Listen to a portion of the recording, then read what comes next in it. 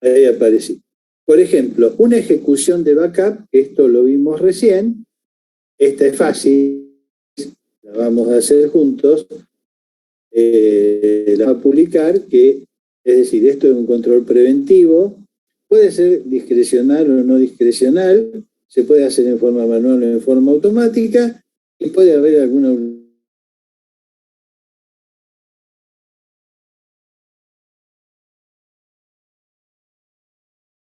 prueba, ¿no?, sobre este. Por ejemplo, detección de error en balanceo de asiento en un sistema contable. O sea, el equipo detecta, o sea, fíjense ustedes las palabras, ¿no? Detección de error en balanceo en un sistema contable. ¿Cómo lo clasificarían? ¿Es preventivo, detectivo? Preventivo. ¿Podría ser, alguien tiene otra visión del tema? Detectivo, es posterior al hecho. El asiento ya se hizo, por lo tanto, es detectivo. Sí, tendríamos que ver un tema, porque el asiento probablemente no se haga. O sea, el asiento se cargó. Es cierto. ¿No? Se produce el input, tal vez estuvo mal expresado porque se produce el input de datos para generar un asiento, que esos datos cierren, es otra cosa. Ese grado de detalle que estás apuntando muy bien, ¿no? Ese grado de detalle es el que hay que aplicar en el análisis, porque se nos va un detalle de eso y se produjo el error. Por eso yo le insisto que hay que ser muy finito, muy puntilloso, muy claro en lo que uno usa. Entonces, cuando nosotros evaluamos el control interno y decimos vamos a aplicar análisis de datos, levantamos la base de datos, bueno, primero hay que pasar, ¿qué voy a ponerle? O sea, ¿qué grado de fiabilidad tiene? Bueno, un montón de cuestiones que pueden darse acá, tengo que evaluarlas primero, para después poder decir, sí, yo me voy a fiar de los datos porque todo esto me dejó contento, entonces tengo un grado de fiabilidad.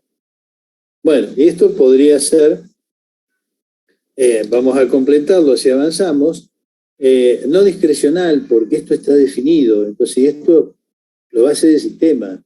Entonces acá no hay discreción alguna, y va a ser automático, porque lo va a hacer automático. Y en sí la operación, el hecho de que el sistema da ese impulso que detecta, no es una norma. Es una operación del sistema, entonces no es ni voluntario ni mandatario, no aplica acá voluntario o mandatario. Si ustedes me dicen la definición de la sentencia o del diseño para que detecte y la decisión de aplicar este tipo de controles, eso puede ser voluntario. Pero la acción, cuando, como vos decías, ingresé todo, tengo el input, todo fenómeno, no señor, usted no graba. Esa ejecución que hizo el sistema no es ni voluntaria ni mandataria porque es una operación, no es una norma. Bueno, validación del dígito verificador al ingresar el código del cliente al inicio de carga de una nota de pedido. Yo tengo identificado los clientes, cliente, no sé, Marcelito 827-2, el dígito verificador. La validación de ese dígito verificador, ¿qué es? ¿Qué tipo de control es? Detectivo. Detectivo. ¿Qué más? ¿Qué otra opinión? ¿Es discrecional o no discrecional? Arriesguen, vamos, que esto hay que hacerlo rápido para ver qué le parece a uno. No discrecional. No discrecional. ¿Manual o automático? Automático. Automático. ¿Voluntario o mandatario? Y no aplica. Sí, también. Vamos. Establecimiento de topes de crédito por condición de cliente. ¿Preventivo, detectivo o correctivo? Preventivo. ¿Discrecional o no discrecional? Discrecional. ¿Manual o automático? Automático. Manual. ¿Voluntario o mandatario? Voluntario. Podría ser porque esto lo podemos tener, el toque se puede establecer de alguna forma automática también. Entonces lo podemos aplicar de más de una forma. Preventivo, discrecional, preventivo porque estamos estableciéndolo, todavía no estamos haciendo nada, y voluntario. Norma que establece la autorización de ventas con crédito excedido. ¿Qué será? ¿Preventivo, detectivo o correctivo? La norma que... Preventivo. Preventivo. ¿Discrecional o no discrecional? No discrecional. Ajá. ¿Manual o automático? Manual. ¿Voluntario o mandatario? Mandatario. Mandatario. Voluntario. Profe, ¿podría explicar discrecional y no discrecional que no terminé de entender? No te alcanzo a escuchar. De nuevo, por favor. El discrecional y el no discrecional, bien, ¿qué son? Porque no lo terminé de entender. Bien. El discrecional porque está sujeto, en cierto modo, a una decisión. Está a una decisión de cómo. Del cómo o del cuándo se va a aplicar. De la persona, de quien lo tiene que aplicar. Y el no discrecional cuando tiene definidas las condiciones. Vuelvo al ejemplo del arqueo. Usted tiene que tomar 2 arqueos por semana. ¿Cuándo?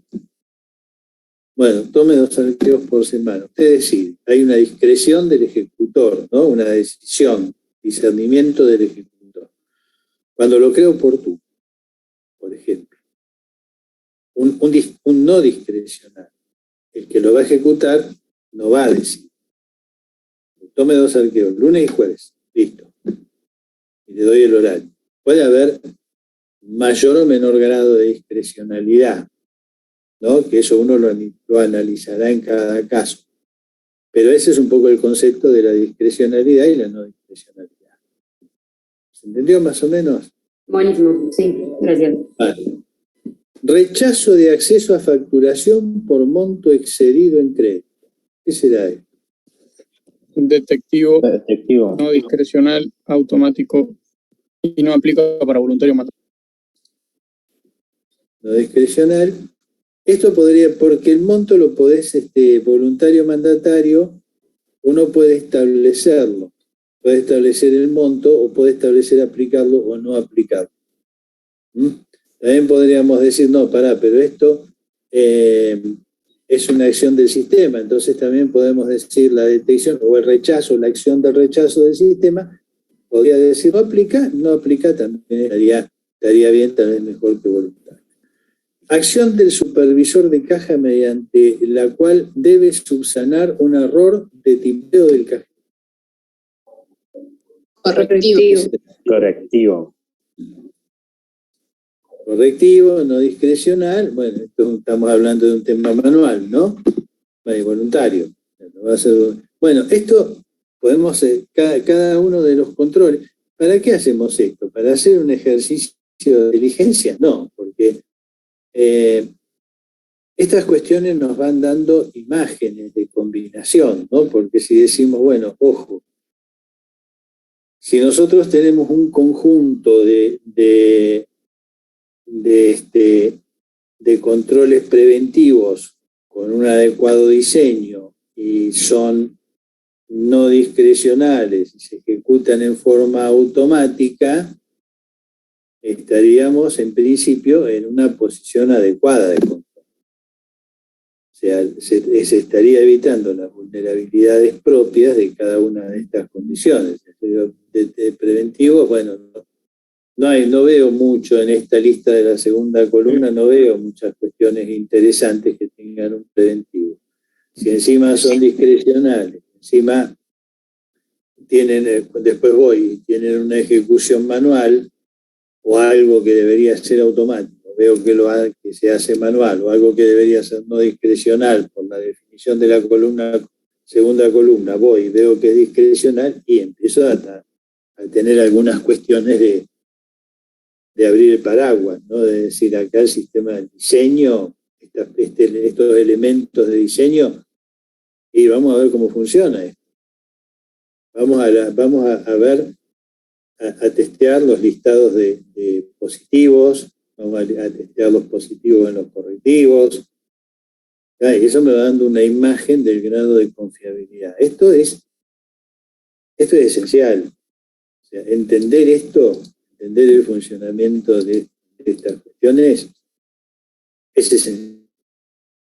Esto para ustedes es un tema, para cualquiera, o sea, no me refiero solamente a ustedes, me refiero a cualquiera que esté evaluando un control de sistemas, esto lo tiene incorporado, ¿no? Lo va viendo a medida que va mirando y a medida que va analizando, lo va viendo. O sea, no es el control de System 2.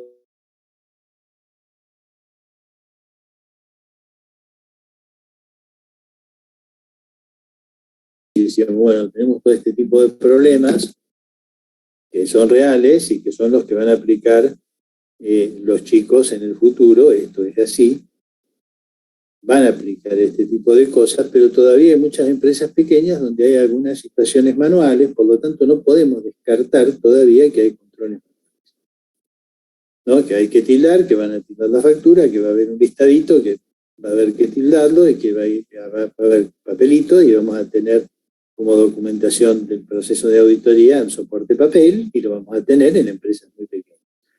Pero la tendencia para ustedes es esta, claramente es esta. Entonces son cuestiones que tienen que dominar y esto ustedes pueden, en cierto modo, jugar con situaciones, armarse la tablita, imaginarse cosas que verían un sistema de control y pensar, ¿y esto cómo sería? ¿Cuándo podría ser discrecional? ¿Cuándo podría? Porque cambia con cada proceso, ¿no? Tiene su naturaleza un proceso. Entonces ustedes pueden jugar con situaciones pensando, bueno, esto sería preventivo, esto sería detectivo, estaríamos ante una situación manual, es discrecional, trabajar en ese esquema, ¿no? Eso ayuda, ese ejercicio necesario para entender bien un poco este tema.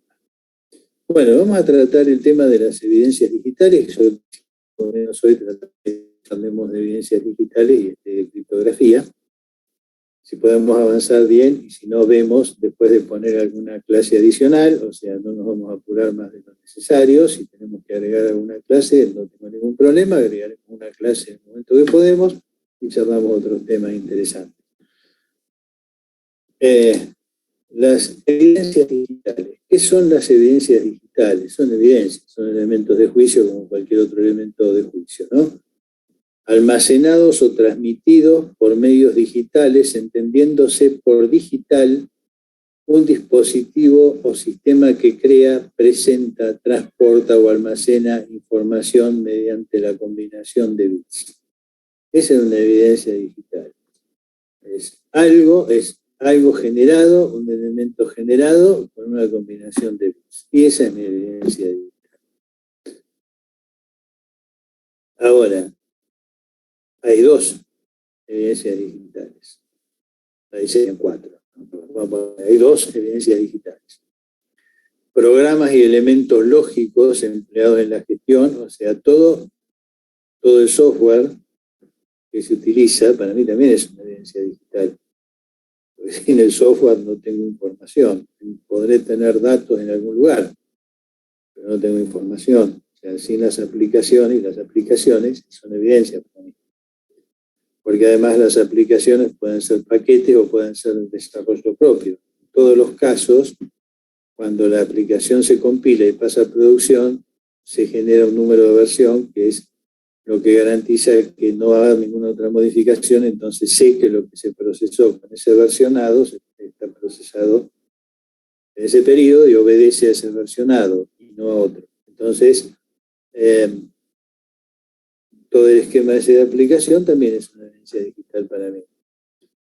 Y los datos y toda la información que tenga. Entonces, ojo, son dos cosas, ¿no? Son dos cosas. Una es los datos por un lado y el software, que es igual de importante que los datos, por el otro. Las dos cosas son evidencia digital. Y después vamos a agregar una tercera. No se modifica el requisito de que sean legítimas, oponibles y auténticas. Todo elemento de juicio tiene que ser así, no importa si es manual o si es una evidencia digital. Pero la legitimidad la tiene que tener, la oponibilidad la tiene que tener, y que sea veraz, auténtica, la tiene que tener. El concepto ni la esencia de los procedimientos de auditoría utilizados para la obtención de evidencias. No, porque acá también va a haber indagación, acá va a haber relevamientos. Los vamos a aplicar distintos porque la naturaleza de la evidencia es distinta. Pero no cambia. O sea, seguimos hablando de lo mismo. Lo que cambia entonces, dijimos, es el contexto, ¿no? El contexto y las herramientas que utilizamos. Este ciclo de vida está en todo lo que vean de evidencias digitales, tanto en tratamientos jurídicos como en tratamientos informáticos, todo lo que hay escrito de evidencias digitales. Hay un ciclo que es, se obtiene, se procesa y se conserva. Son 3 pasos. Se obtiene, se procesa y se conserva. Entonces yo lo que digo de este proceso es que tengo que tener en cuenta 2 situaciones, ¿no? Con respecto a la obtención y el procesamiento, en toda la evidencia, pero tal vez en la digital tiene particularidades. Cuando yo me voy de mi cliente, me llevo mis papeles de trabajo, pero la fuente de la evidencia la tiene mi cliente. Pues yo no tengo dominio de la fuente de la evidencia. Con lo cual, mi cliente con esa evidencia podría hacer lo que considere, conservarla o no, o modificarla, pero yo no tengo más dominio. Yo de lo único que tengo dominio es de lo que me llevé, de mi documentación del proceso de auditoría. Entonces está bien, siempre en la cabeza obtengo, proceso, conservo. Pero bueno, está bien, obtengo, me fui, la fuente la tiene mi cliente.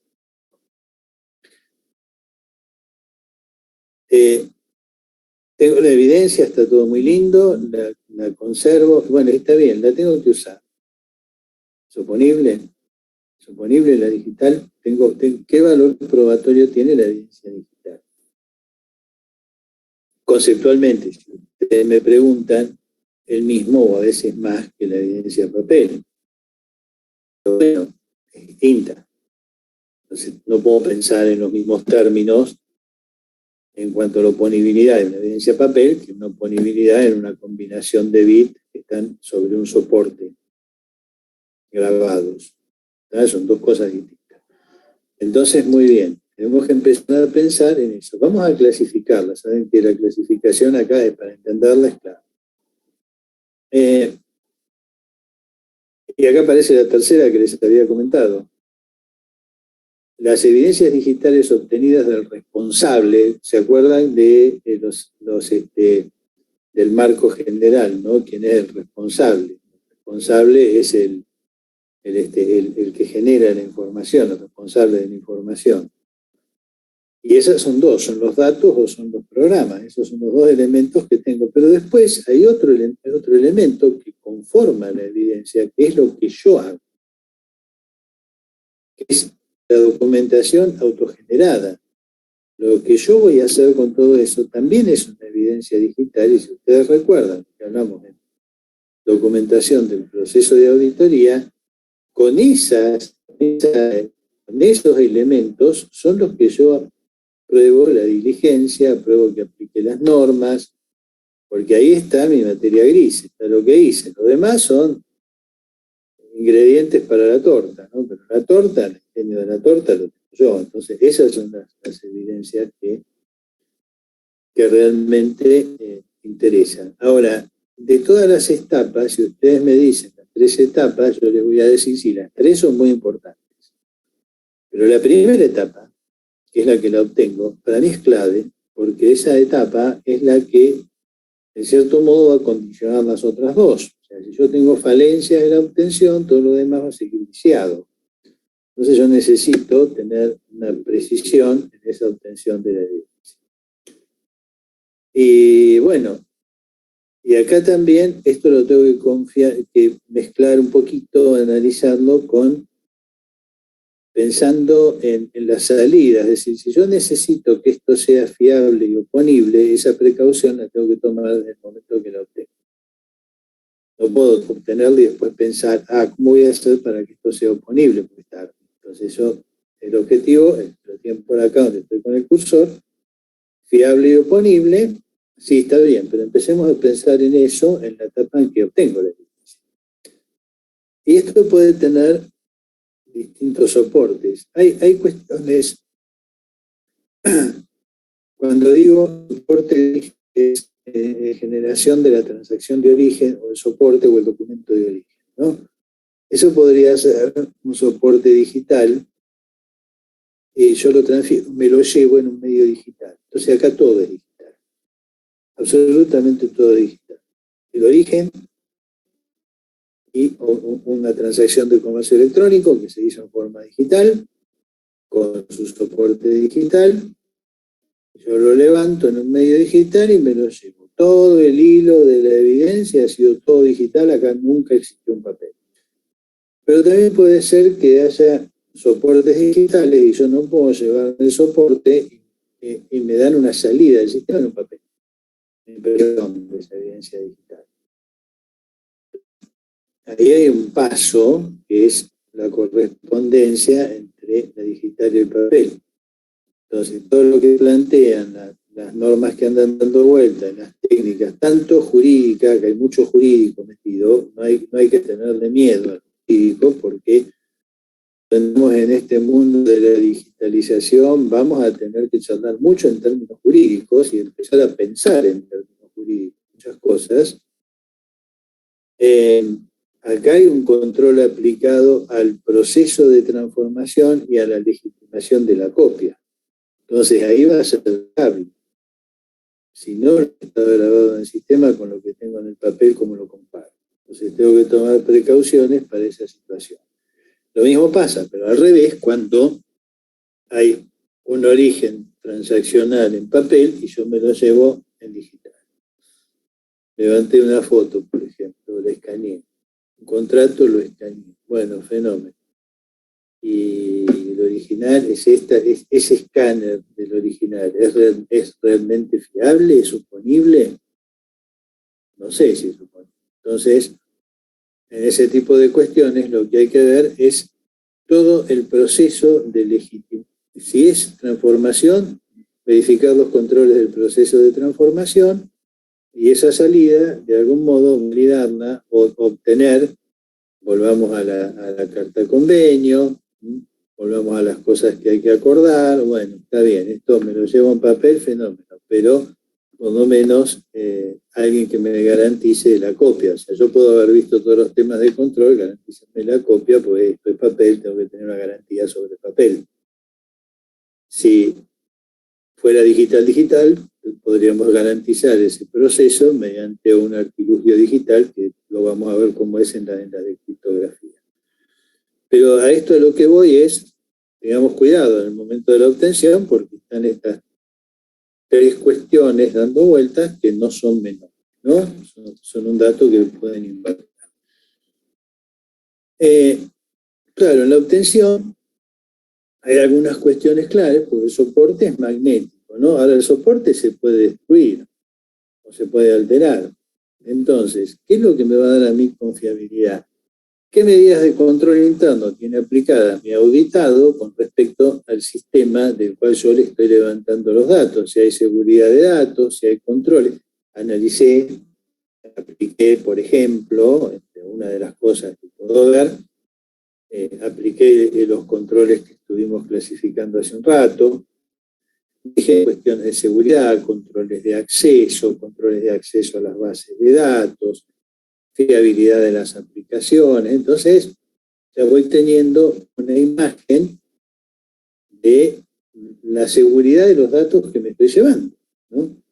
Y si no me da seguridad, tengo que ir a procesos manuales, hacer algunas pruebas, impresiones, que me las firme, constatarlas, pero yo tengo que obtener seguridad que me dé un cierto grado de confiabilidad sobre la fiabilidad de la información que me llevo. Para eso son los controles que vimos, los controles de acceso, controles de base, controles de transferencias de datos, etc.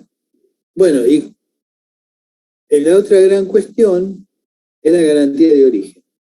En cierto modo la estamos mencionando, acá se mezclan un poco las cosas por su propia naturaleza, pero en cierto modo la estamos mencionando. Es decir, ¿cómo digo yo que esto que me estoy llevando en un pen es lo que estaba en la base de datos? ¿Cómo digo que lo que tengo acá grabado es esto? Por el volumen, imposible. Por la cantidad de bits, imposible, porque podría ser cualquier cosa distinta. Por un control global, imposible. Tiene que ser, esto es digital, si es digital es un control bit a bit, no hay otra vuelta. Entonces, para todo eso hay soluciones. Una podría ser, claro, ¿por qué? Vuelvo a reiterar.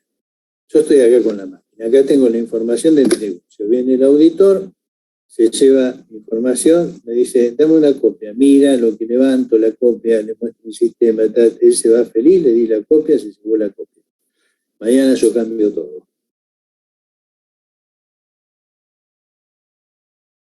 Él puede alterar.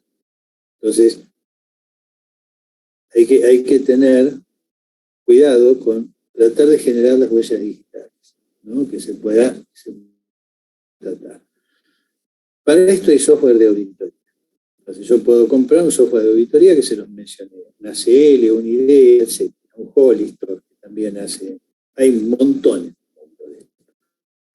Claro, pero no un software de auditoría. Entonces, ¿qué puedo hacer? Bueno, puedo usar otras cosas. Puedo llevarme los archivos firmados digitalmente.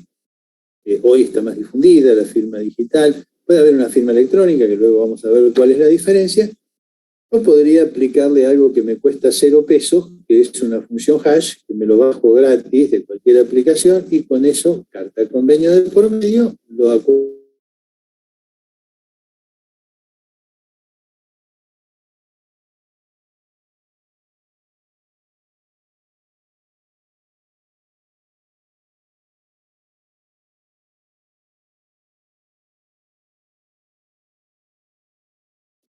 Pero tengo que tomar una garantía.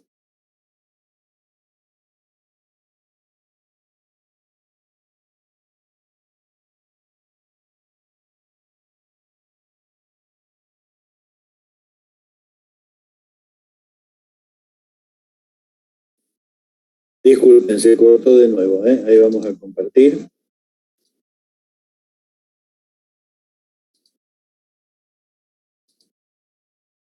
Pero tengo que buscar una garantía que me diga esto que me llevé yo como auditor y que tengo acá en este soporte o que me mandaron por un correo electrónico, es efectivamente lo que en ese momento estaba en la base de datos de mí. Y eso lo logro de esta forma. Entonces, ahí vamos tomando valor, ¿no? Trabajar sobre bases selectivas. En realidad, acá estamos dejando de trabajar sobre bases selectivas, esto yo ya lo expliqué, podemos trabajar con el universo. La muestra la dejamos para cuestiones donde no tenemos la disponibilidad de la base. Si yo me llevo la base, la muestra no la uso. Entonces, claro, el tema es que hoy está la cuestión del Big Data. El Big Data es mucho datos y todo el mundo le gusta acumular datos porque es barato acumular datos. O sea, yo, por ejemplo, acá tengo 1 tera en la máquina, en Dropbox puedo tener 2 teras. Me voy a acomodar datos y 2 teras de datos es un mundo. Ahora está bien. Está demostrado que una excesiva cantidad de datos es contraproducente, porque genera una dispersión tremenda. Entonces yo me quiero llevar datos. Yo soy auditor y me quiero llevar datos. Me llevo 1 tera de datos. ¿Qué hago con 1 tera de datos? Capaz que hay muchísimos que no me sirven para nada. Entonces, vamos a empezar a identificar los datos relevantes. Vamos a los datos relevantes para la auditoría y me llevo los datos relevantes. No me llevo cualquier cosa. Salvo que esté en auditoría forense, que en algún momento vamos a hablar de algo que es distinto, es otro enfoque, no tiene nada que ver con esto. Pero si estoy haciendo una auditoría y quiero analizar datos, me voy a llevar los datos que me sirven. ¿Por qué? Porque me llevo un montón de basura, se llaman así, datos basura, y después, ¿qué hago con eso? Tengo que estar filtrando, sacándolo, los tengo que guardar en algún lado, consumo capacidad de mi equipo, me lleva tiempo, me puede distraer, me puede llevar a confusión. Entonces, los datos relevantes. Los volúmenes de información que se manejan en Big Data son tremendos. Es decir, fíjense ustedes, esta es una escala de volúmenes. Nosotros estamos acostumbrados a, por ejemplo, hablar en un bit, ¿no? Un byte son 8 bits. Un kilobyte son 1024. Son todas potencias de 2, porque son ceros y 1. Entonces esto siempre es 2 a la algo. Todas las medidas van a ser siempre 2 a la algo. Entonces un kilobyte es 2 a la 10, da 1024. Pero fíjense cómo aumenta. Nosotros estamos, en este momento decimos, sí, tengo la máquina, tengo un tera. Un tera es 2 a la 40. Es un numerito, ¿no? Fíjense la cantidad de bytes que hay. Pero en el mundo hoy Big Data maneja exabyte, que es 2 a la 60. Imagínense que un petabyte son 1024 terabytes. Y un exabyte son 1024 petabytes. Y hoy Big Data maneja esto. Entonces, los volúmenes de datos que dando vuelta en el mundo son terribles. Es un poco para que tengamos una idea, ¿no? Fíjense cómo van las medidas.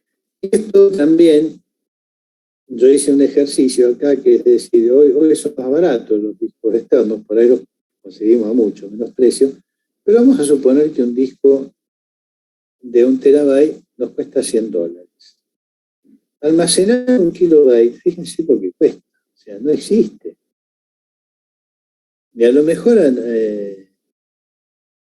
10 gigas le cuestan $1. Y es mucho 10 gigas. Entonces, cuando yo les comento los valores de almacenamiento y la velocidad de procesamiento, hoy permiten hacer cualquier cosa. Los valores de almacenamiento casi no existen en ese sentido. Entonces cualquiera puede tener un montón de datos que probablemente después no le sirvan para nada, junta basura durante un periodo terrible que nunca más va a usar, y cuando yo voy a auditar tengo ese problema. Entonces, usar el término relevante para la auditoría no es una frase pintoresca de la norma. O sea, tiene un sentido, tiene un contenido, ¿no? Luego, tratando un poco la fiabilidad de lo que es la evidencia digital, de todo eso que me llevo, hay dos conceptos, revisión de sistema versus revisión limitada. Revisión limitada es de datos, revisión de sistema es de paquete. Nosotros vamos a revisión de todo. Lo que agregamos en la RT35 con respecto a la fiabilidad, constatación de los registros relevantes para la auditoría, otra vez a través de la revisión de los procesamientos mediante los que la información se genera, utilizando técnicas analíticas, evaluando su integridad y seguridad. O sea, esto hoy lo estuvimos charlando en la reunión, estos puntos. Bueno, en todas las cátedras de auditoría del país este punto se va a tratar. Es decir, ojo que la RT37 tiene esta modificación, tiene esta inclusión, y ya no es que vamos a ver si miramos el sistema. Nosotros estamos obligados a mirar los procesos de generación de datos, porque la norma no nos dice si a usted le parece. La norma nos dice que hay que revisarlo. Entonces esto hay que hacer. La fiabilidad de las evidencias digitales depende o se ve altamente influenciada por la sofisticación del sistema, la tecnología subyacente y las prácticas de controles de TI. Claro, se ve influenciada. Yo tengo un sistema muy sofisticado, un sistema que es muy complejo, bueno, voy a tener un trabajo un poquito mayor para buscar ese grado de fiabilidad, ¿no? Porque la misma naturaleza de la complejidad, acuérdense cuando dijimos ¿Qué cosas definen el riesgo? Definen, bueno, la complejidad, el volumen, la frecuencia, etcétera, etcétera, etcétera. Bueno, acá la complejidad también es un elemento, un componente complicado con respecto a las evidencias. ¿Qué pasa con las confirmaciones de terceros? Una circularización. La norma internacional, la NIA 505, que no es necesario esto que lo lean, yo se los comento para que sepan que las normas internacionales son distintas, son puntuales, no es el esquema de la RT37, se refieren a cuestiones particulares. La norma 505 son confirmaciones de estado. Es lo mismo que si acá hicimos una norma para circularizarse. Bueno, no la tenemos, pero las normas internacionales la tienen. Evidencia de auditoría obtenida mediante una respuesta directa escrita de un tercero, la parte confirmante dirigida al auditor en formato papel, en soporte electrónico u otro medio. Tiene un complemento en la parte de aplicación y, lógicamente, acá puede haber uso de firma digital, firma electrónica, encriptado de la información. Esto lo puede mandar por un correo electrónico y el soporte es una respuesta válida porque el correo electrónico es correo, entonces la respuesta es válida. Entonces, ¿por qué les puse en un bordó la palabra escrita? Porque si estamos hablando de soporte electrónico, la escritura es un algoritmo con combinación de bits, no es que está redactado de alguna forma legible, ¿no? Pero eso es escritura.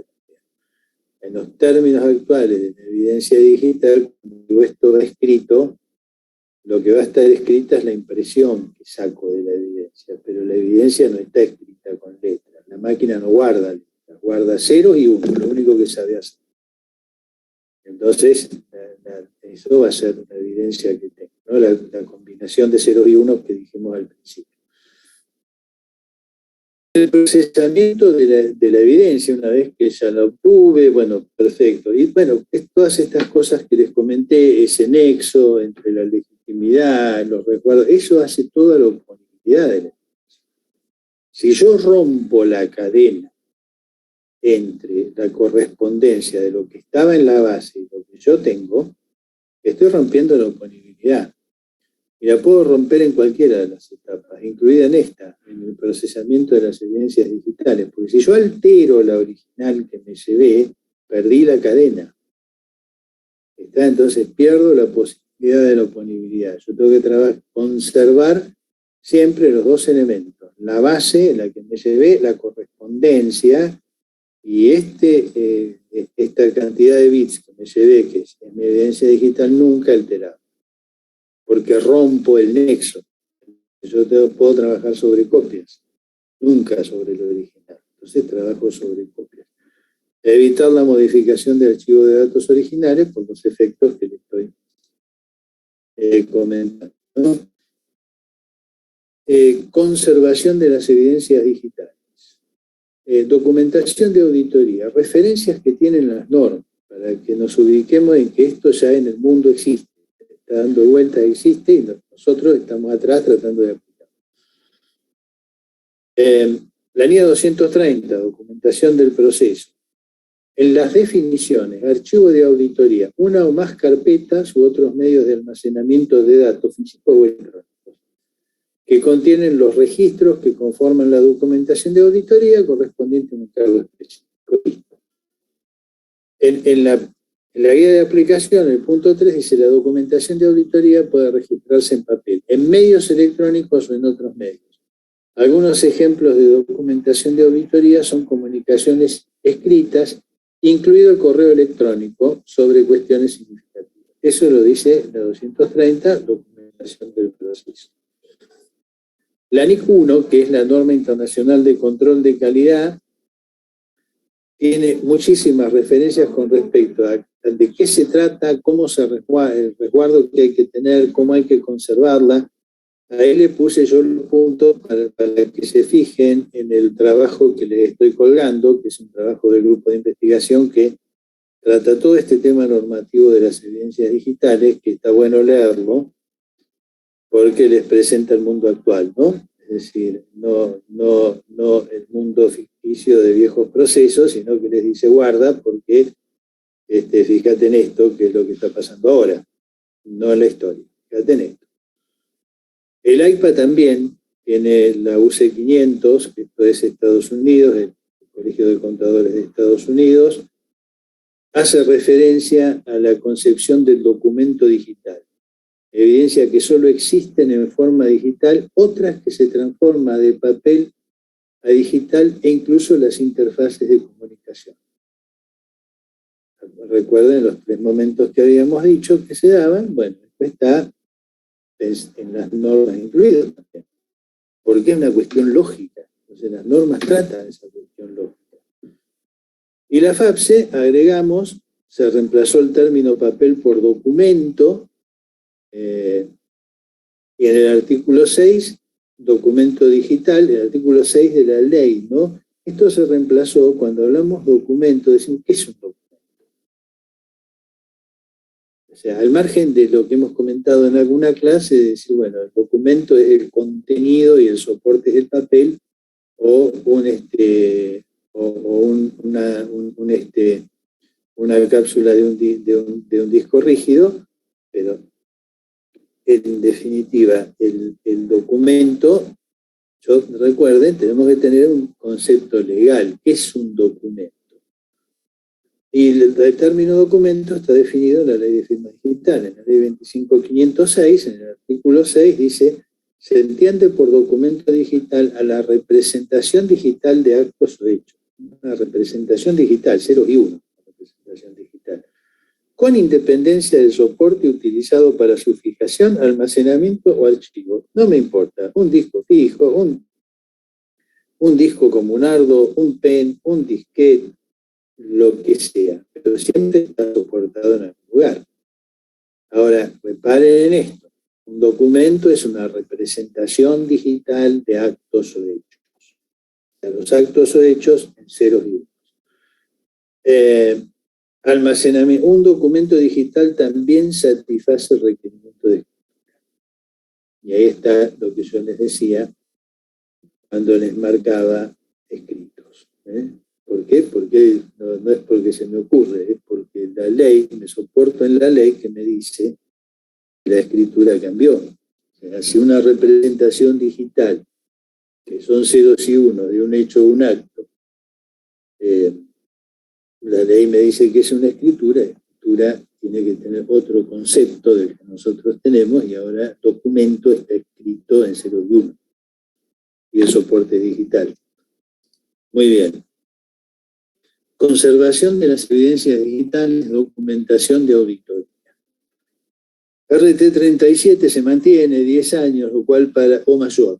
¿Acá qué puede pasar? Fíjense que acá puede pasar alguna cuestión, o sea, 10 años va a ser siempre de piso, porque la prescripción para cuestiones previsionales son 10 años. Entonces, lo menos que la tengo que conservar son los 10 años por cualquier problema que pueda tener mi cliente con alguna cuestión previsional, si se da el caso, si corresponde y si lo tiene.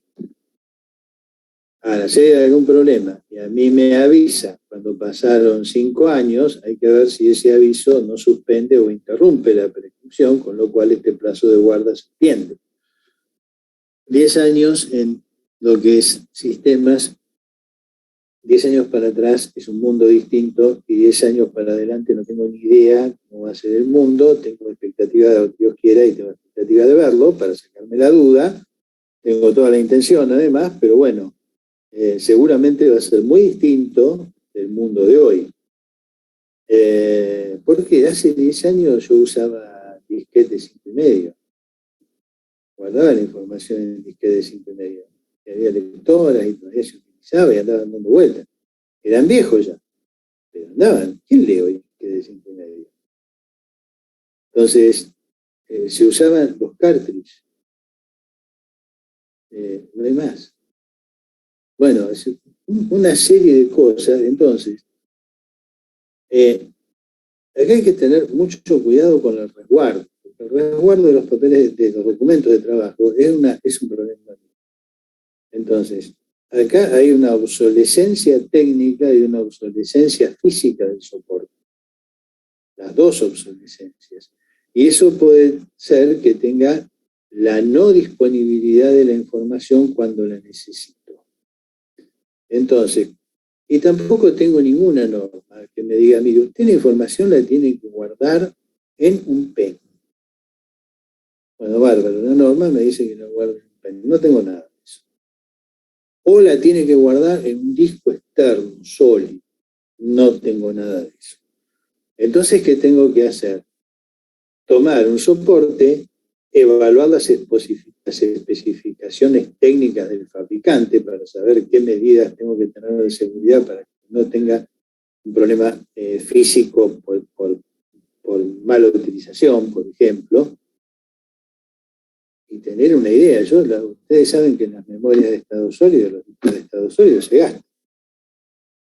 Tienen una vida útil y se gastan. En un momento no lo van a leer más. Y eso se mide por la cantidad de información que guardan, borran, tienen una capacidad, y llega a un determinado momento que se gastó y no guarda más. Entonces, todos tienen un problema. Fíjense, y acá la cuestión es, por un lado, lo que estoy guardando en un soporte sólido, por otro lado, ¿dónde lo voy a manejar? O sea, ¿dónde lo voy a operar? Es muy lindo que tenga el backup, pero si no lo puedo bajar porque el sistema mío cambió el backup, lo puedo tirar a la basura, no me sirve nada. Entonces tengo que tener cuidado con esas cosas, ¿no? Y esas migraciones, cuando cambia el sistema operativo, necesito asistencia, porque si cambia la estructura de las bases de datos, en la transferencia de los archivos puede haber modificaciones de los datos de origen, con lo cual pierde información, efecto, rompo la cadena de custodia. La oponibilidad perdió. Entonces, eso lo tengo que hacer con mucho cuidado. ¿Y los medios dónde los guardo? Los medios ahí hablamos de cuestiones de obsolescencia técnica, pero la obsolescencia física es el historial que hay de soportes. Y algunas cosas hoy en las máquinas, ¿qué máquina hoy trae una lectora de CD? Yo tengo cosas guardadas en CD, pero tengo una lectora aparte que la enchufo con un puerto USB. Pero ¿qué máquina hoy viene con una lectora de CD? Ya no vienen más. Entonces, flashcard eran tarjetas de memoria, nunca más se usaron. Unidades zip, eran unas unidades que eran como un disquete gordito, un disquete gordo que guardaba mucha capacidad. Sí, no, fracasó, nunca más se usó. Más adelante específicamente que no es la solución mágica. Está bueno, o sea, tiene ventajas y desventajas, pero cuidado, entonces todos estos medios, fíjense que todos tienen ventajas y desventajas. Tengo que tener cuidado de no entrar en alguna desventaja que me implica un poco esta situación, ¿no? El riesgo de esto es la falta de disponibilidad de datos. En mi trabajo les puse como referencias internacionales, tienen para leer todas estas que están en el trabajo que les cuelgo para que lean, donde se ven un montón de cuestiones que hay que tener en cuenta. Este trabajo sí es de lectura porque evidentemente, ¿por qué tomamos cuestiones de las normas internacionales? Porque no las tienen las nacionales. ¿Por qué las tenemos que saber, aunque son de las internacionales? Porque es lo único que me va a defender o que me va a ayudar a no meter la pata y decir, acá tengo algo que hice esto porque hay tal norma que no entiendo. Entonces, es la única salida que tengo. Conclusión, por eso se hizo este trabajo, para que haya una información al respecto. Hay un tema fundamental que es el valor probatorio, que es un término jurídico. Es decir, por lo general hay un grupo grande de contadores que es un poco reticente a estas cuestiones jurídicas, pero la verdad que dependemos de ellas. Y uno de los términos es lo que se llama la cadena de custodia. Que es la única cadena de custodia, es la que me va a defender o la que va a hacer que la evidencia que tengo yo sea defendible. Garantías de oponibilidad de los documentos de trabajo dependen de la cadena de custodia, consistente en un procedimiento que permite la trazabilidad de la evidencia del momento de su obtención, análisis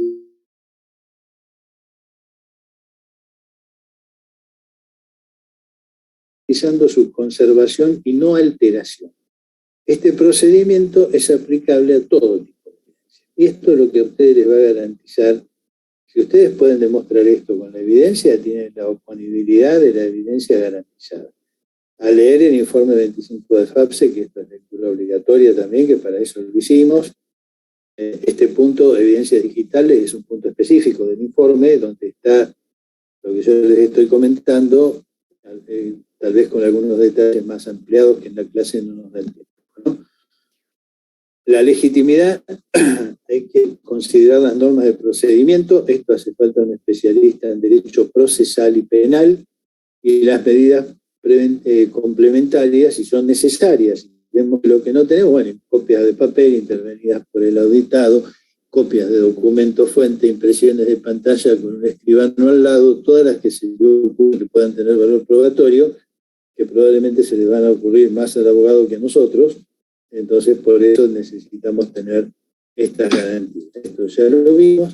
Bueno, un poco eso es un pantallazo de evidencias digitales. Lean el informe 25, que ahí tienen bastantes elementos, como para poder ampliar un poco esto que yo les comenté acá. Bueno, muy bien. ¿Se entendió algo o es medio misterioso todo esto? Es el mundo en el que van a vivir. Se entendió, profe. No les estoy contando Sí, cosas. se entendió. Es el mundo de ustedes. Es el nuestro también, ¿no? Lo que pasa es que se va a poner muy interesante. Yo creo que ustedes tienen un montón de cosas a descubrir por acá. O sea, hay que leer conceptualmente los viejos libros los viejos libros de auditoría, me refiero a los viejos libros de auditoría, ¿no? Pero hay que ver la parte conceptual. Es decir, todavía para material didáctico, para un montón de cosas, a lo que se puede dar en el curso de grado de la materia, hay una escasez de material. Entonces hay que tratar de...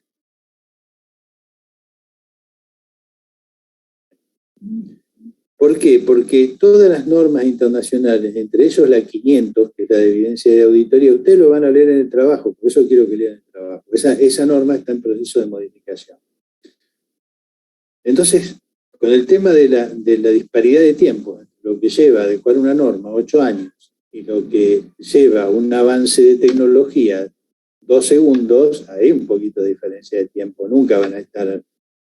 Entonces, lo que dijo tanto el ESFAC como el AIPA, que es lo que estamos haciendo nosotros acá también, con la RT37, y sacando informes que no requieren el periodo de maduración de una norma, es decir, bueno, con la norma se manejan las cosas conceptuales. Es decir, yo puedo poner en una norma una evidencia, puedo definir el tema de la escritura, como se define en la ley, como se refiere la 230 con respecto a la documentación del proceso de auditoría con el correo electrónico. Eso es la norma. La norma me dice correo electrónico, no me dice nada. Me dice, sí, está bien, aceptalo.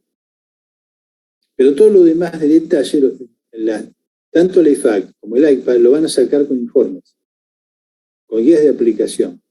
Entonces, de ese modo, estamos haciendo todo lo mismo. Nosotros sacamos la RT53 para modificar, le metimos unas cuantas cosas de sistema, pero no da para meter todo. Habría que hacer un libro con todas las cosas y es imposible. Entonces, ¿qué salió? Un primer informe, el 25. Van a salir un montón más con el tiempo, porque el 25 dentro de un año es viejo.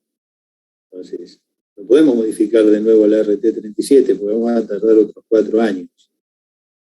Y no le vamos a poder poner todo, pero sí podemos hacer otro informe. Entonces, de ese modo va a ser la metodología de actualización de todas estas cuestiones de auditoría que son avasallantes, ¿no? Es decir, para ustedes es el mundo, o sea, no va a haber otra cosa, ¿no? Bueno, y uno tiene que tratar de transmitir técnicamente las cuestiones a la altura de lo que les va a tocar vivir a ustedes, porque esto es así. Bueno, vamos a ver el apasionante mundo de la criptología, que realmente es interesantísimo. A ver.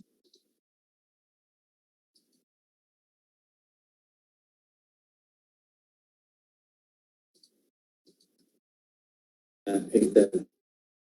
Voy a bajar. Y vamos a subir. ¿Saben qué es esto?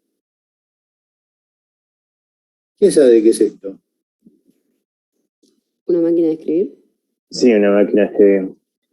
Una máquina de escribir. Una máquina de escribir. Una máquina de escribir. ¿Eh? La máquina Enigma. No, de las mejores La máquinas. ¿Qué fue la máquina Enigma? Lo usaban los alemanes. Escribían mensajes como encriptados, ¿no? Era la máquina de descifrar los mensajes que casi produce que los aliados perdieran la batalla del Atlántico. Es todo lo que es encripción hasta que la capturaron y los ingleses la descifraron. Hay una película incluso de esto, bueno, esto es el origen de la computación y el origen de la criptología en la guerra. Entonces, y esto es un detalle anecdótico para no ir derecho a la aridez, ¿no?, del tema, pero es un tema importante para que uno sepa de dónde viene. ¿Qué es la criptología? Vamos a entrar a hablar de criptología. Disciplina científica que se dedica al estudio de la escritura secreta. Esto es medio como misterioso, ¿no? Es decir, estudia los mensajes que procesados de cierta manera se convierten en difíciles o imposibles de leer por entidades no autorizadas. Y fíjense que hay un montón de cosas acá que está bueno tenerlas en mente, o sea, usted lo tiene que manejar esto sí o sí. Criptología se ocupa del estudio de los algoritmos, protocolos y sistemas que se utilizan para proteger la información y dotar de seguridad a las comunicaciones y a las entidades que se comunican. Esa es la criptografía. Y el criptoanálisis se ocupa de conseguir capturar el significado de mensajes construidos mediante criptografía sin tener autorización para ello. ¿Sí? ¿Para qué? Para tratar de descifrarlo. Eso es con la criptografía, valga la redundancia, en cripto, oculto, y con el criptoanálisis trato de ocultar. No es la única forma de ocultar. Hay otra que es muy interesante, que es la que se pueden transmitir cuestiones sin que nadie se dé cuenta, que es la esteganografía. La esteganografía, obviamente el estegoanálisis se ocupa de detectar mensajes ocultos con técnicas esteganográficas, ¿no? La esteganografía se ocupa de ocultar mensajes con información privada por un canal inseguro, de forma que el mensaje no sea ni siquiera percibido. O sea, nadie se va a dar cuenta. En algún libro de historia, alguna vez hace mucho tiempo había leído que los hunos, cuando invadían Europa, esto es natural, ¿no? Pero ellos rapaban a los mensajeros, le grababan cosas en el cuero cabelludo y después crecía el pelo y el mensaje iba oculto. Un poquito rústico el sistema que utilizaban de esteganografía, pero lo usaban. Por ejemplo, ¿cómo se entiende esto? Miren, esto es la letra A, ¿no? ¿Cómo ocultar la letra A en un color? Este es un color. ¿Está? Si esto lo traduce la máquina, va a traducir punto del color. Si yo cambio estos bytes, esto es la letra A en binario. Si yo pongo la letra A acá, la vista no va a percibir el cambio, pero el mensaje viaja. La letra A viajó en una foto, en un gráfico, y así viajan muchas cosas de Malcolm, ¿no? De software malicioso. Esa es una forma de ocultar que puede pasar. Esto es un poco anecdótico, pero quiero que quede bien claro algunas diferencias, ¿no?, entre lo que es ocultar, que las vamos a ver acá, y esto les pido, si hay algo que queda medio bollando, me avisan, porque esto es clave que lo entiendan. Este señor que ven acá, con este turbante, vivía en el siglo VIII en Bagdad, y era médico, filósofo, astrólogo y matemático. Se ve que se aburría, y se aburría tanto, incluso se aburría con todas esas cosas, entonces dijo, bueno, vamos a inventar los algoritmos. algoritmos. Y ese señor se llamaba Al-Khwarizmi. Y de ahí viene la palabra algoritmo. De ahí viene la palabra algoritmo. Es un señor que, como les dije, se aburría mucho, no tenía nada que hacer con sus 4 ocupaciones, entonces dijo, hagamos algoritmo. Bien. ¿Qué es encriptar? Encriptar viene de cripta. Así, fúnebre como lo escuchan, cripta es ocultar. Que no se vea. Esa es la cripta, la oscuridad. Y cifrar, que es distinto que encriptar, es transcribir en guarismos, letras o símbolos de acuerdo con una clave, un mensaje o texto cuyo contenido se quiere proteger. O sea, eso es agregarle algo. Entonces, vamos a pensar lo que podemos hacer con un mensaje, porque por ahí uno dice, sí, lo mandé, lo encripté. No estoy diciendo lo que tengo que decir. ¿Ya? Fíjense lo que se puede hacer. Dado un mensaje, podría emprenderse las siguientes acciones. Impedir el acceso al mensaje, impedir que se ingresen, y eso no es encriptar, eso es bloquear. Eso no es encriptar. Está el mensaje encriptado, no puedo entrar. No, si no puede entrar, está bloqueado. Es impedir el acceso, es bloqueo. No es menor la diferencia. No es menor la diferencia. Permitir el acceso. O sea, está bien, esto no está bloqueado, te dejo entrar. Pero no vas a entender nada porque está encriptado. Eso es encriptar. O sea, no lo puedo leer con medios ópticos. O sea, yo viéndolo no lo voy a leer nunca. ¿Ya? Eso es encriptar. Permitir el acceso y que la lectura sea abierta, pero si se modifica se detecta. Ahí estamos cifrando. Le estoy agregando algo, le estoy agregando adosarle un algoritmo o algo para que yo te lo dejo leer, o sea, yo no te lo encripto, pero si vos lo llegás a modificar, yo me voy a dar cuenta porque se va a alterar el cacho. Y la más dura de todas es, está bien, te dejo entrar. No solamente no te lo dejo leer, sino que si además lo modificás, me voy a dar cuenta. Entonces hay que tener muy en claro todo esto. ¿De qué estamos hablando? Porque no es lo mismo, fíjense que las situaciones no son las mismas, los grados de seguridad son distintos, lo que permite hacer es distinto y la vulnerabilidad que permite es distinta.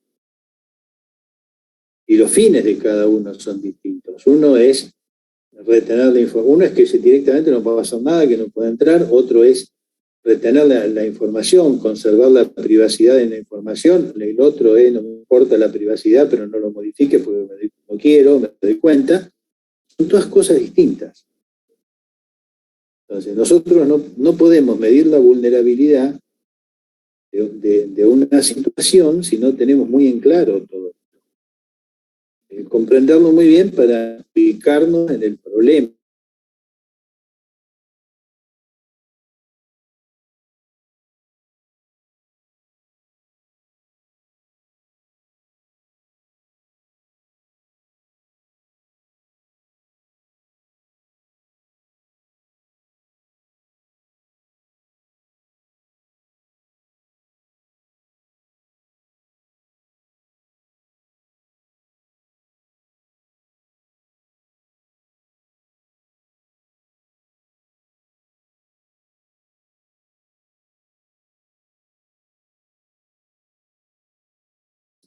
Ahí estamos de nuevo.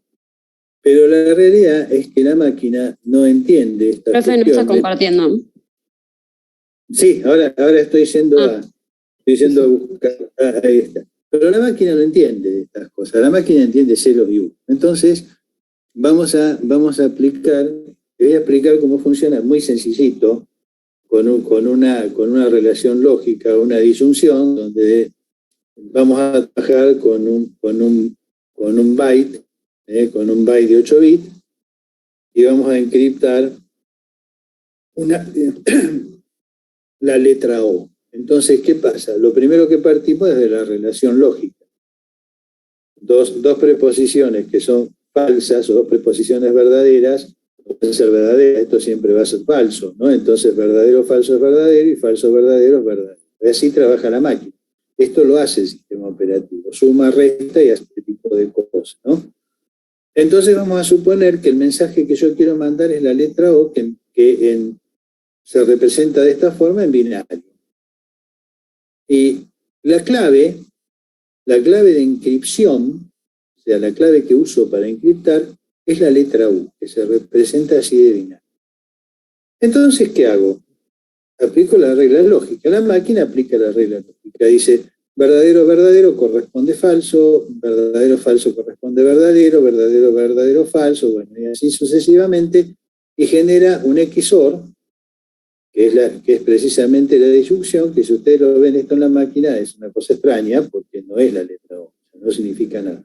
Pero no termina, y entonces yo digo, le voy a poner un programita que empuje un poquito todo esto a la derecha, este 0 lo tire y lo levante por este lado, y entonces va a viajar esto.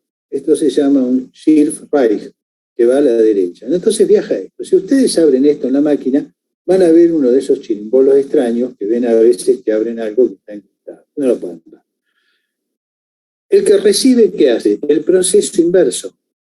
Recibe este número, hace un shift left a la izquierda, lo corre y vuelve a obtener el XOR. Aplica la relación lógica otra vez, hace falso, verdadero, verdadero, verdadero, falso, verdadero, bueno, así. Y como ven, acá vuelve a aparecer la letra O. Y así funcionan las claves simétricas, y así funcionan adentro de la máquina, moviendo ceros y unos. Ahora bien, esto tiene serios problemas. Primero, que una máquina tarda milésimas de segundo en detectarlo. Y segundo, que las claves simétricas son poco prácticas. ¿Por qué? Porque fíjense, si nosotros fuéramos 4 los que nos queremos comunicar, necesitamos 6 claves.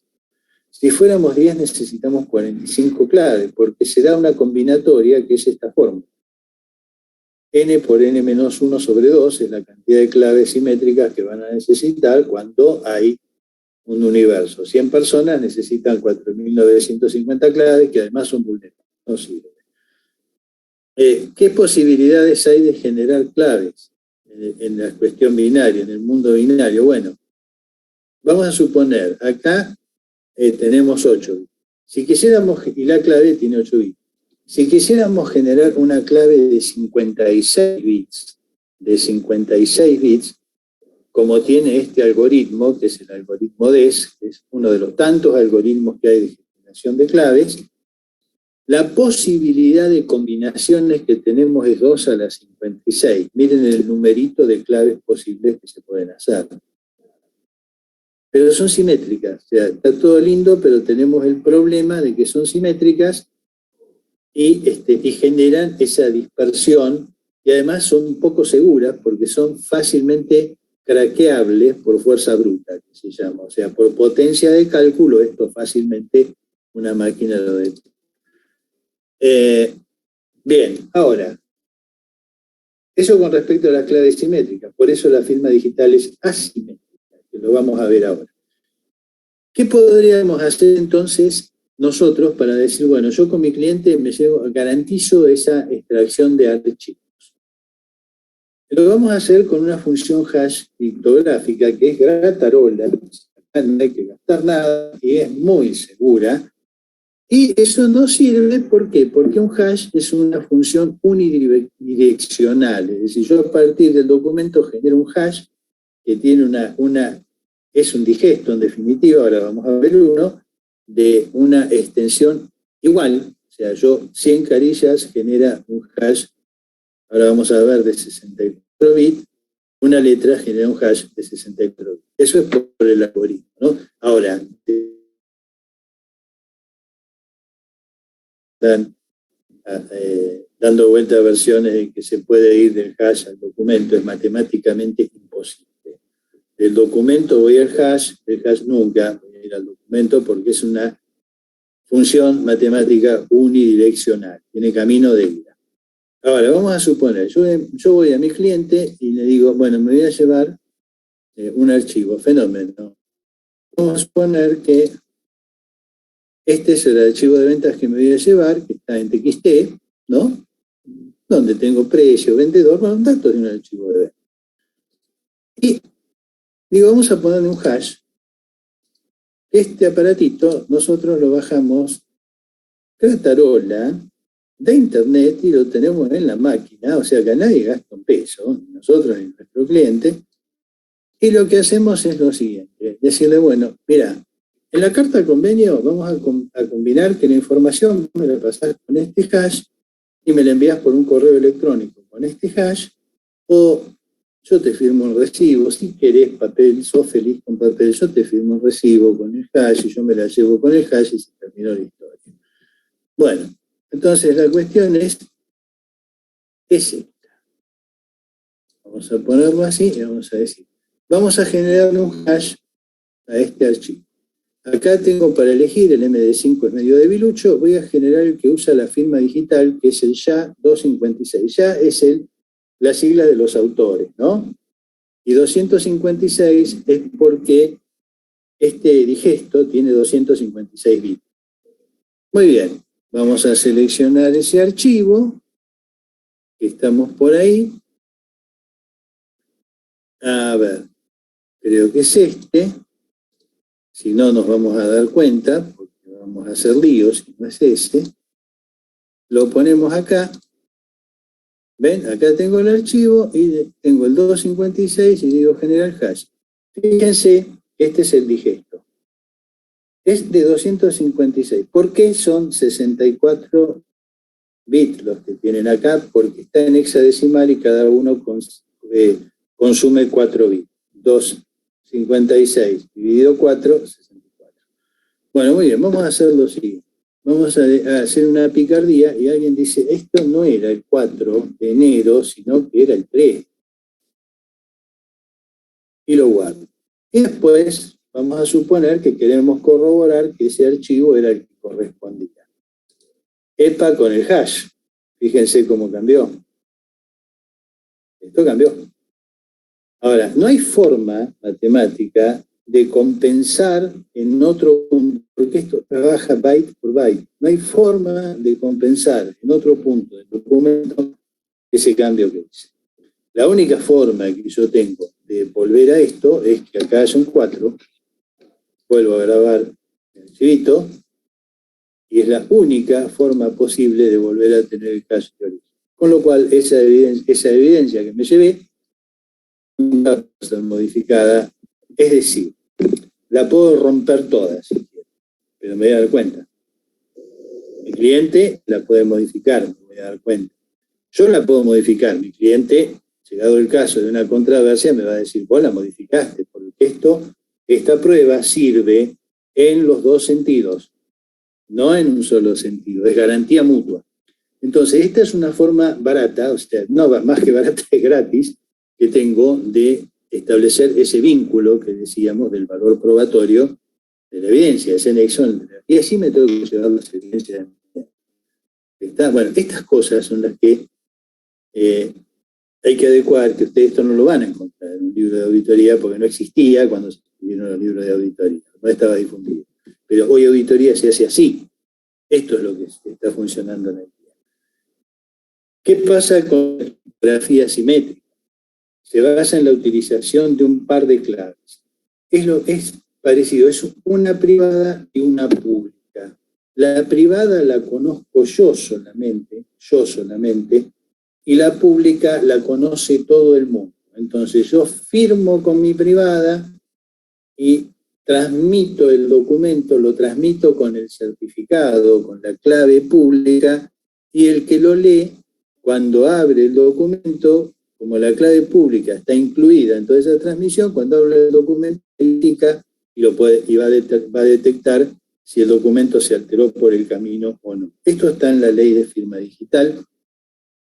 Solamente le comento los dos artículos, firma digital y firma electrónica. La firma digital, la única diferencia que tiene con la firma electrónica es que la firma digital la otorga un certificante licenciado y tiene un sustento legal que radica en una serie muy dura de cuestiones de seguridad informática para quien es el otorgante de los certificados digitales. O sea, el certificado raíz lo da Presidencia y a partir de ahí está la ONTI que es la entidad certificante, y habilita a los certificantes licenciados. Esos otorgan los certificados digitales, que es la identidad digital de quien tiene una firma digital. Medio rápido se los digo. Esa es la diferencia con la firma electrónica. ¿Qué otra diferencia tiene? Que como la firma digital tiene sustento legal y la entidad digital tiene sustento legal, tiene no repudio y tiene presunción de legitimidad. O sea, se presume legítima, pero admite prueba en contrario. O sea, yo firmé digitalmente, tiene legitimidad, no repudio, autoría e inalterabilidad, porque al alterarlo es detectarlo inmediatamente. Pero admite prueba en contrario. La firma electrónica, el que alega la validez de la firma tiene que probar la validez, porque al no tener sustento legal es por acuerdo de partes. Lo que estuvimos hablando del hash, lo que les dije del hash, es firma electrónica.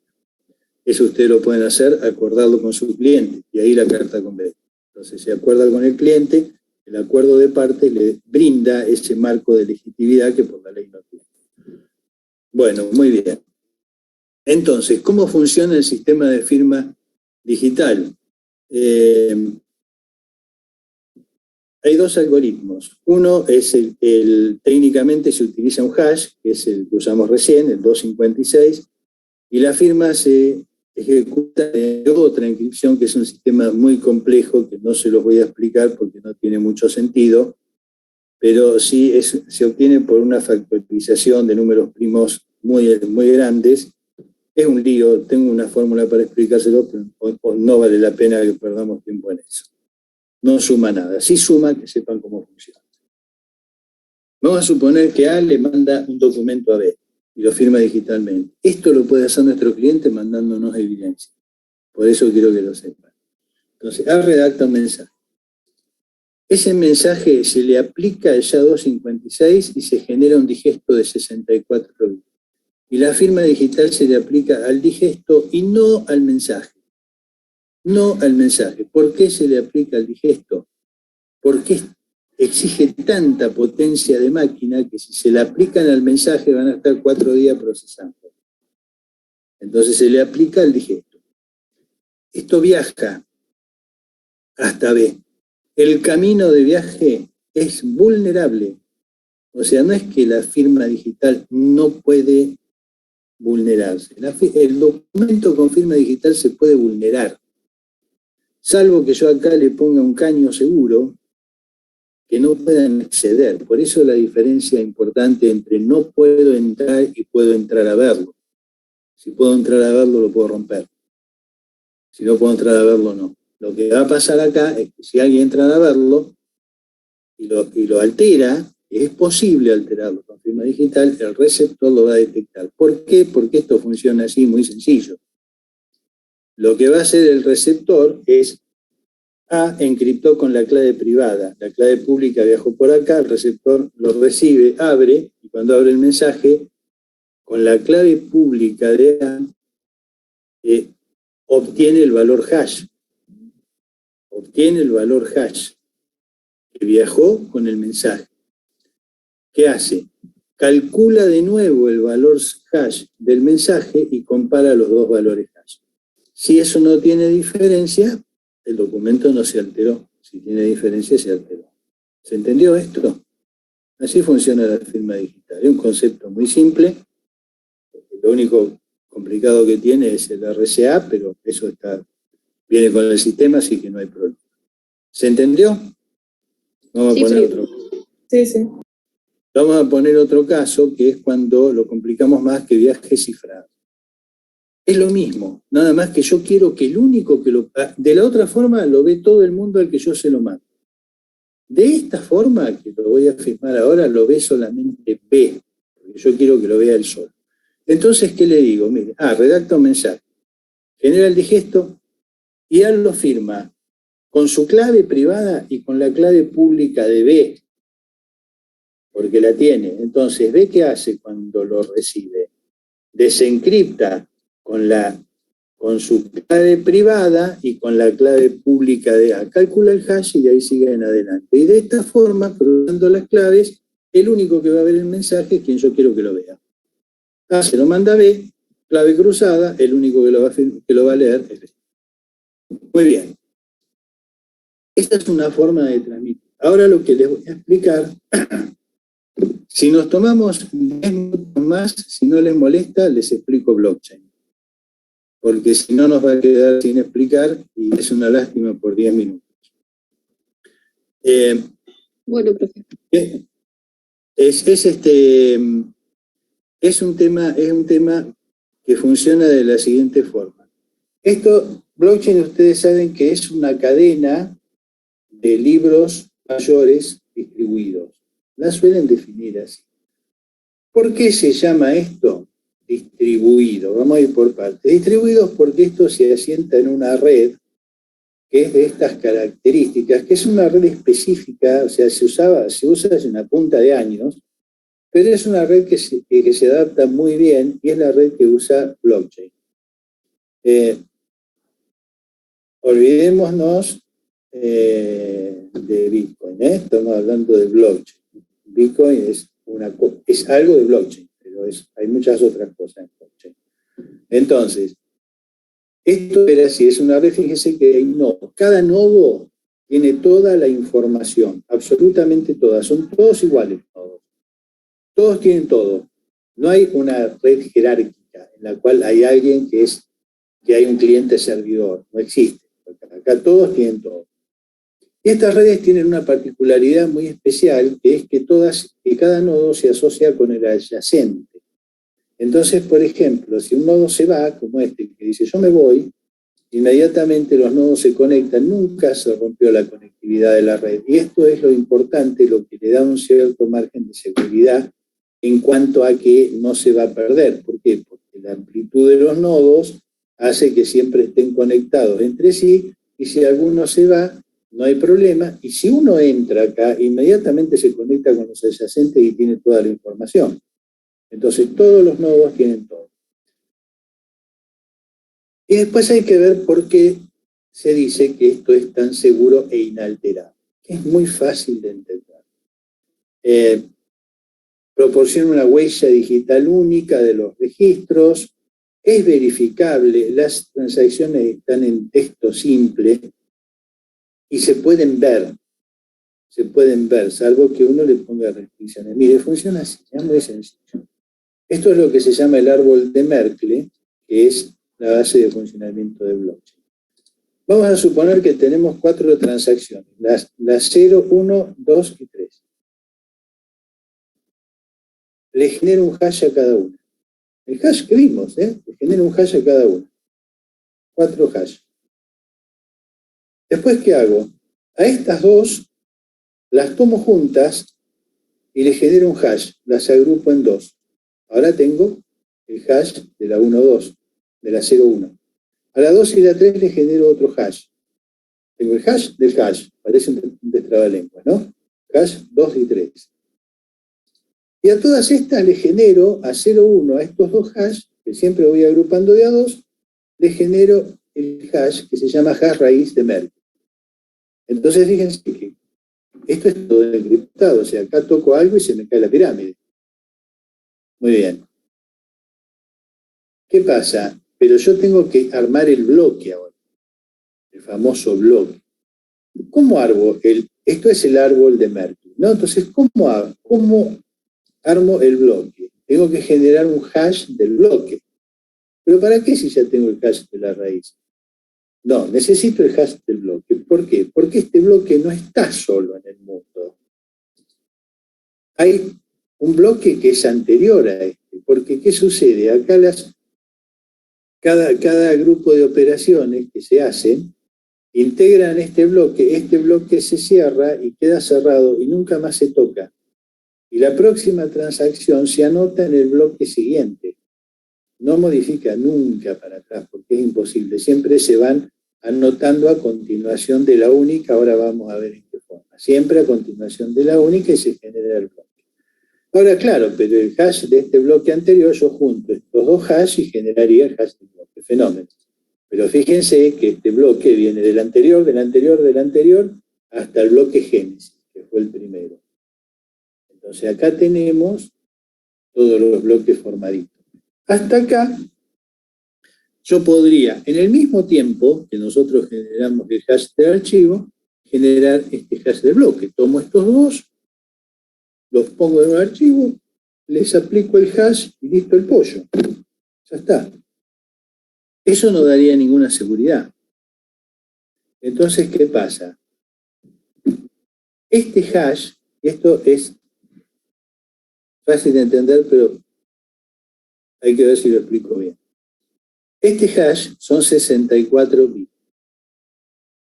Si yo no pusiera ninguna condición de complejidad o de fuerza, esto se llama proof of work, que es la prueba de fuerza, es el método más seguro, y es lo que es el minado. Esto es la minería, es lo que hacen los mineros. Si yo dijera, voy a aplicar un hash, estos son segundos. Ahora, si yo digo, el hash de 64 bits que se va a formar, yo quiero que los 4 primeros sean ceros, a este algoritmo lo tengo que forzar para que acá me genere 4 ceros de entrada. ¿Y cómo lo fuerzo? Necesito un auxiliar de cálculo. Necesito agregarle un numerito, ir agregándole un numerito permanentemente hasta que la emboque con 1. Y el término es así, hasta que la emboque con 1, que dé el cálculo. Ese número es el nonce. Es el número de un solo uso. Entonces, ¿se acuerdan lo que eran las combinaciones posibles? Los miles y miles de millones de combinaciones posibles que había. Bueno, tantos miles y miles de millones de cálculos son los que se necesitan para invocar este número. Es aleatorio, capaz que la invocó en la quinta, pero lo más probable es que tenga que hacer miles y miles de millones de cálculos como para lograr que si al algoritmo ya 256 le agrego un número, los 4 primeros del algoritmo me den 4 ceros. Si yo le pongo 5 ceros, el grado de complejidad de la prueba de fuerza es terrible. Por eso los mineros tienen esa tremenda cantidad de instalaciones y es el tremendo consumo de energía que da, porque esto no lo hacen con un servidor. Necesitan una granja impresionante de servidores para poder hacer. Esto es lo que ahora, una vez que está minado, que le dio los 4 ceros, lo que hace el minero, en este caso, es lo distribuye a toda la red peer-to-peer. Cada nodo de la red recibe esta información. ¿Qué hacen los nodos? Recalculan el hash, claro, pero el recálculo de este hash les va fácil, porque una cosa es verificar el cálculo del hash y otra cosa es generar el hash. Entonces el cálculo lo hacen con nada, millonésimas de segundo. ¿No? Cuando el cálculo les da igual, lo validan y lo restan en la red. Y a partir de ahí estos todos tienen lo mismo. Por eso se dice que esto es seguro e inalterable. No se puede modificar para atrás. Imagínense ustedes que si acá no se puede modificar el bloque el que estoy señalando con el cursor, no lo pueden modificar. Hacen un desastre. ¿No? Entonces, por eso es que se dice inalterable y no se puede modificar para atrás. Y es cierto, no se puede alterar, no se puede modificar para atrás. Y eso da seguridad de registro. Solo de registro. Esto no quiere decir que la transacción sea legítima, que la transacción sea autorizada, que haya existido más allá del registro y que sea lícita. Simplemente el límite es la seguridad del registro. Ahora bien, ¿qué pasa si a alguien se le ocurre alterar un registro? Vamos a alterar un registro. Miren lo que pasa. Tac, tac. Se rompe todo. Esta alteración, cuando va a la red, ¿qué pasa? Si yo hago otra vez el cálculo del hash del bloque, en este caso me va a dar este hash. Para que vuelva a tener los 4 ceros, tengo que recalcular, tengo que volver a minarlo, pero cambió el nonce. Cuando esto va a red para validación, el nodo que hizo esto entra en inconsistencia. O sea, es imposible que lo haga, porque es inmediato. Entonces, por eso es que no se puede modificar el registro de blockchain, pero solo da seguridad al registro. Y la prueba esta, prueba de fuerza, es la prueba más dura, es la que da más seguridad. Hay otras pruebas, hay pruebas de consenso que pueden ser, de acuerdo al tipo de consenso, podrían ser más débiles o más fuertes. Pero esta es la más fuerte, esta es la que usa Bitcoin. Y Ethereum usa prueba de consenso, que así lo estafaron también. Bueno, Bitcoin también. Entonces, ¿qué seguridad nos da esto? ¿Qué seguridad nos da el esquema de blockchain de alterar? Ahora bien, esos registros son bloques que tienen datos uno después de otro, son fáciles de leer, o sea, se pueden leer muy bien, pero es una secuencia lineal de datos.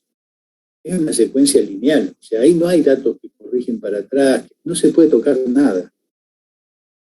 Entonces, el problema es que cuando yo quiero trabajar con esos datos, tengo que tener una aplicación que lea los datos y construya a partir de esa base la información que necesito por fuera de esa base, como son las wallets, las billeteras. Entonces, perfecto, construye por fuera de la base. Ese punto de construcción es donde puede darse la vulnerabilidad, que es lo auditable, o sea, mucho sentido de el número ese que está registrado no tiene, porque ustedes vieron, eso no lo rompe nadie. Lo que puede pasar es que en lo que es el manipuleo o la construcción de datos, de información que se hace a través de la cadena, sí es auditable. ¿Está? Bueno, acá les dejo después una serie de ventajas y desventajas entre lo que es una clave simétrica y una clave asimétrica. Vamos a tratar de tener algunos minutos más en algún momento para hablar algunas cositas más de lo que es blockchain, de los smart contracts, así que eso van a trabajar ustedes, obviamente, así que vamos a, por lo menos para que se lleven de auditoría algunas cuestiones de dónde hay que poner el ojo como auditores y de qué se trata, ¿no? Probablemente hagamos otra clase más, no sé cuándo, pero creo que vamos a adicionar una clase más de sistemas porque nos quedaron algunas cositas interesantes para ver. Lo que sí me interesa es que de todo este tema de blockchain tengan en claro que la base es segura, lo que no es seguro es el manipuleo de datos posteriores. Entonces, lo que las normas de SLIPA ya lo contempla, la línea 500, y lo dice expresamente, me da garantía de que hay un registro, pero no me da garantía de la legitimidad, o sea que no porque venga de una base de blockchain tengo el total de la seguridad, tengo que aplicar procedimientos para verificar lo que no me da la base. Del mismo modo que la norma del IPA me dice, el hecho de que usted tenga una escritura en este tipo de cosas o en esta transacción, tendría que ver si alguien fue autorizado para hacer esa escritura y tiene todos los antecedentes para hacer la escritura, no se lo da a la cadena le puede dar la escritura. Vaya a verificarlo. Si estuvo autorizado, si hay un fraude, es un fraude segurísimo, porque está registrado en un medio en el que nunca se va a modificar. Pero el fraude está, independientemente de blockchain. Entonces, hay que darle el alcance que tiene, hay mucha bibliografía sobre esto que empieza a dar vueltas, hay mucho verso escrito también, pero hay cosas interesantes. Bueno, eso me interesa que sepan un poco lo que ustedes van a auditar el día de mañana. Me faltó mostrarles los smart contracts, que lo verán en una próxima clase, que son los contratos que seguramente van a trabajar y no los contratos en papel. Bueno, muy bien. ¿Alguna pregunta, alguna consulta? ¿Algún comentario? Profe, ¿las filminas las va a subir? Sí, las voy a subir. Lo que pasa es que voy a ver si las subo, mañana voy a estar viajando, así que voy a ver si las subo durante el fin de semana porque tengo mucho problema de conectividad. Acá me prestaron un lugar en el hotel para poder hacer esto y así todo vieron que algunos cortes subo Así que voy a ver si las puedo subir mañana durante el fin de semana, pero sí, la voy a subir. Genial. Y las del lunes no están subidas tampoco, ¿no? No, tampoco. El lunes vamos a empezar a trabajar con el informe. El lunes nos toca trabajar con el nuevo modelo de informe. Muchas gracias. Así que, bueno, muy bien. Nos vemos el lunes entonces. Chao, gracias. profesor. Profe. Chao, hasta el lunes. Nos vemos, gracias. Chao, chao. Chao, gracias.